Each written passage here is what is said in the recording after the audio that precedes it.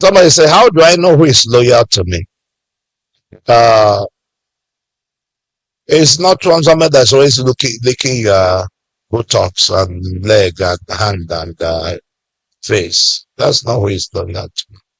There are people that come around and pretend loyalty, but they're not loyal. Are you with me? Are you with me? You see, let me give you a very simple illustration of loyalty. Let's say this person here has a problem. He's a member of the church. Maybe I'm not aware, or I am aware, and I've not been able to visit. And this man steps up and goes to his house and finishes and tells him, I came on behalf of Pastor. That's the people you look. You didn't send him, but he stepped in and covered him.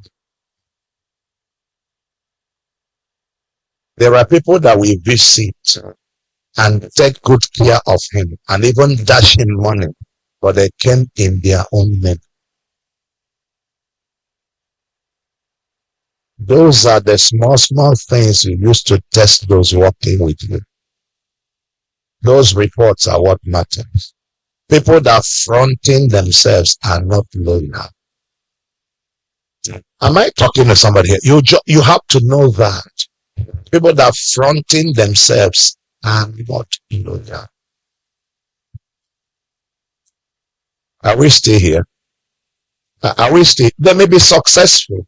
They may be doing well in your system, but they're not loyal. There are people that after Papa in the house are left, when they moved out of Church of God, they thought Church of God will close. Because everybody was dependent on them. I'm not trying to knock them down. They may have their reasons for leaving. But at the time we needed them the most, that's when they left us. Come on, are you with me?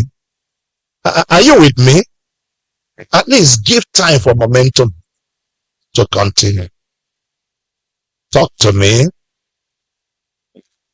So some of those things are things you use to notice loyalty.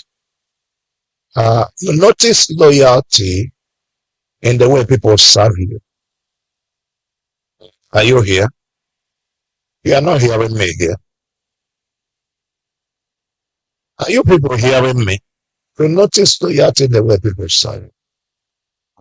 There are people that when they're serving you, you can actually notice that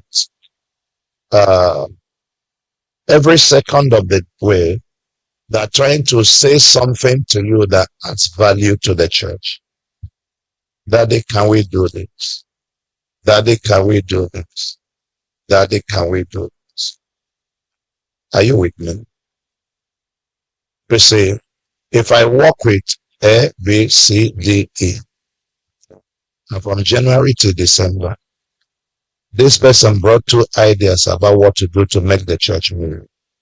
The other one brought 1 idea about what to move to make the church move. And these other persons are serving, intelligent, and well. And none of them came to me with 1 idea. They are not loyal. You see, why I'm explaining this is because a lot of you are too young to know what we are talking about. You think that loyalty is that somebody licked your boot. A very intelligent assistant pastor for 1 year has not brought a suggestion about what to do to move the church forward. He's either not thinking about the church or he's watching out for your failure and weakness. And any day he finds failure and weakness, he goes.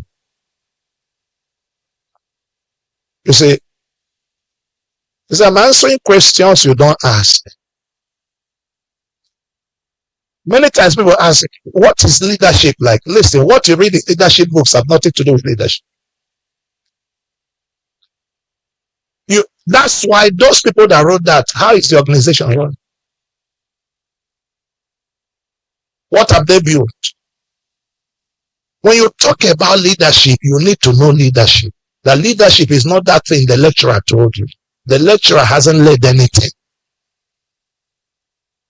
No, you're not hearing. It's a basic thing. Because anybody that wants the organization to grow comes to you privately with ideas. It's not a grandstanding in public. It's something that comes to your house. Daddy, there's this thing. If we do it, it will shift something. He's not looking to take the honor. He's trying to privately help you rise. If you have people that have access to the organization, or they cannot help the organization rise, you are doing a major program. You are planting churches. You are trying to build projects. You are trying to handle some things and all that. You see, in a project we're doing in church, I have a young man, he's a businessman. And I noticed that when the project started, of course, we have a project team, special projects department, and all of that. They run things like that and all that. But I just said, please join me. He will be there in the morning, in the afternoon, in the night. Sometimes you see him very angry, quarreling with people. And I called him, I said, I want your eye to be on this. From the time his eye came there, later I said, take charge. I backed up. Listen to me. Unless instructions and reviewing designs and all of that, I don't get involved. The project is going on. All I do is increase speed here, and all of that. If the money is not there, he will order for it, saying, I will pay. He will get to the site and kick you out, not caring who you are, just to make sure that his father's work is not hot and is not loud in church. You will never see him. He has never mounted my pulpit once. I don't know if you're getting well. Those are the people you look at, you say, that's loyalty. You can have 10 assistants in the church. Is anybody hearing? What I'm teaching you now, you may not understand. To have 10 assistants in the church, and you're about to make a very critical ministry error, and nobody ever says anything to you privately. Now, they will stick back and discuss it,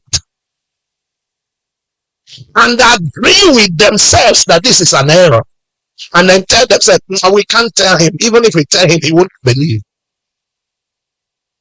None of them is loyalty. Is not that somebody licked your book. Is that person that walked over and said, Daddy, please listen. I don't know how you're going to take this.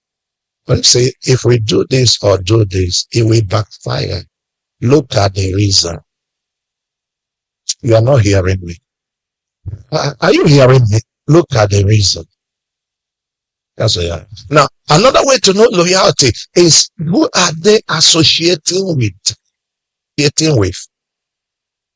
Anybody that is working with you, whose closest friends are the businessmen in the church and the politicians and the workers who are not committed to you, is not loyal.